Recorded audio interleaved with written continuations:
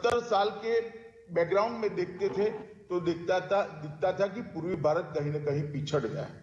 कुछ लोग उसको विभाजन का कारण देते हैं, कुछ लोग नॉर्थ ईस्ट अंतर्राष्ट्रीय सीमाओं के कारण लैंड बाउंड्री से एकदम कट गया कारण देते हैं, कुछ लोग हमारे महत्वपूर्ण बंदरगाह बांग्लादेश में चल गई इसका कारण देते हैं, कुछ लोग वामपंथियों के लंबे शासन को भी इसका कारण मानते हैं।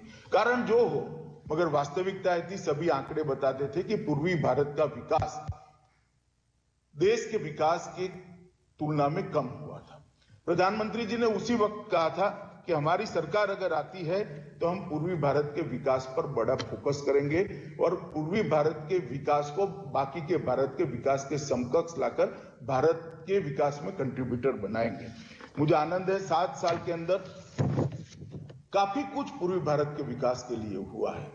चाहे बंगाल हो, चाहे उड़ीसा हो, चाहे बिहार हो, एक परिवर्तन की बयार देखी जा सकती है, मगर गड्ढा इतना बड़ा था कि भरने में समय लगता है। अब जब हम पूर्वी भारत का विकास की बात करते हैं तो पूर्वोत्तर के विकास के बगैर पूर्वी भारत के विकास की कल्पना ही नहीं हो सकती। मित्रों, मैं आपको बताना चाहता हूं कि आजादी से पहले असम की प्रति व्यक्ति आय पूरे देश में सबसे ज्यादा थी। आप कल्पना कर सकते हैं, आज हम जिस असम को देखते हैं उसकी प्रति व्यक्ति आय आजादी के पहले पूरे देश में सबसे ज्यादा थी। इसका मतलब असम और पूर्वी भारत, नॉर्थ ईस्ट, ये देश के विकास के अंदर बहुत बड़े कंट्रीब्यूटर थे।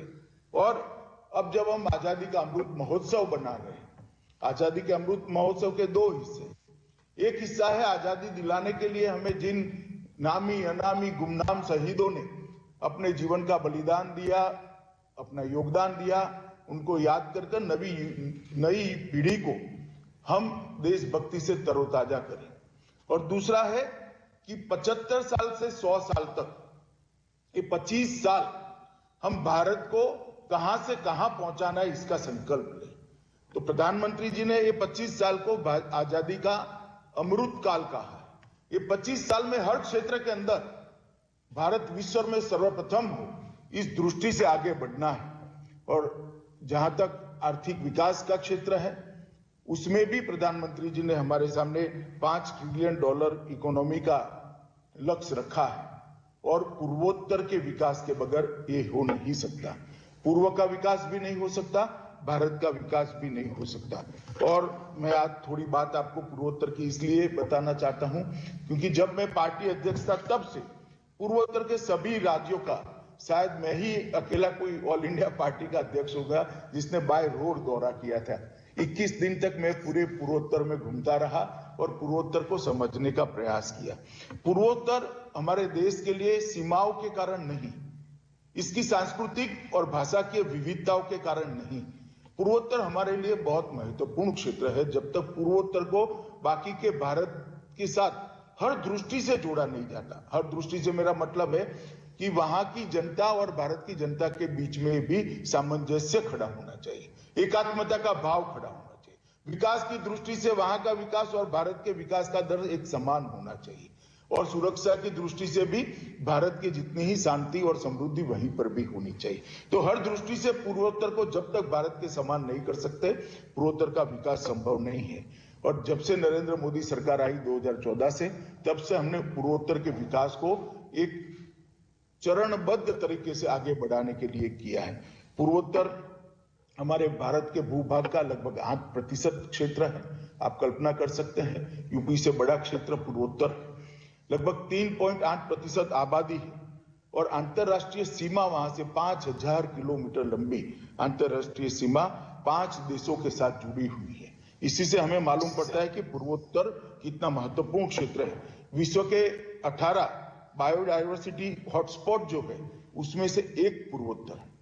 हम इसका मार्केटिंग करना चाहिए, हमें इसको आगे बढ़ाना चाहिए। देश के फॉरेस्ट कवर का 1/4 हिस्सा 25% पूर्वोत्तर में है और डेंस फॉरेस्ट का लगभग 30% हिस्सा पूर्वोत्तर में। एक दृष्टि से पूर्वोत्तर भारत का फेफड़ा है। अगर पूर्वोत्तर के बचाए हुए ऑक्सीजन को हम न गिने तो भारत का जीवन यापन बहुत मुश्किल हो जाता है। बहुत विषम क्षेत्र भी है, पहाड़ी भी है, जंगल भी है, बहुत बड़ी नदियां, सागर जैसी नदियां वहां से निकलती है। 270 से ज्यादा सामाजिक ग्रुप है, 185 से ज्यादा बोलियां बोली जाती है। आप कल्पना करिए, एक पूर्वोत्तर के अंदर 270 से ज्यादा सामाजिक ग्रुप है, 185 से अधिक भाषाएं बोली जाती है, और इसी का उपयोग करते हुए कुछ लोगों ने पूर्वोत्तर को बहुत डिफिकल्ट बनाया था। भारत के बाकी हिस्से और पूर्वोत्तर के हिस्से में बहुत बड़ा एक मन की खाई खड़ी करने का काम 2014 के पूर्व किया है। मैं नागालैंड गया था, तो मुझे किसी दवाई की दुकान पर जाना पड़ा। मैंने वहां दवाई की दुकान वाले के पास एक दवाई मांगी, वो पहचानता नहीं था, मैं भी नया नया अध्यक्ष बना था। उसने मुझे पूछा कहां से आए हैं, तो मैंने कहा मैं कलकत्ते से आया। तो इसका अच्छा, भारत से आए हैं। मेरे दिल की धड़कन 2 सेकंड के लिए रुक गई। नागालैंड का एक नागरिक, मैं जब उसको कहता हूं मैं कलकत्ते से आया हूं, तो वो मुझे कहता है आप भारत से आए हैं। मैंने उसको पूछा, भाई नागालैंड भारत का हिस्सा नहीं है क्या? आप ऐसा क्यों पूछते हैं?